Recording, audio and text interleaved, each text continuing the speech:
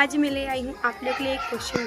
तो पहले 2 सही आंसर देने वालों की आईडी को मैं नेक्स्ट वीडियो में टैग करने वाली हूँ। तो क्वेश्चन आप लोग का ये रहा, आप लोग फटाफट से कमेंट करिए और आंसर दीजिए और देखते हैं पहले सही 2 आईडी कौन कौन सी है। तो पढ़िए क्वेश्चन और आंसर दीजिए।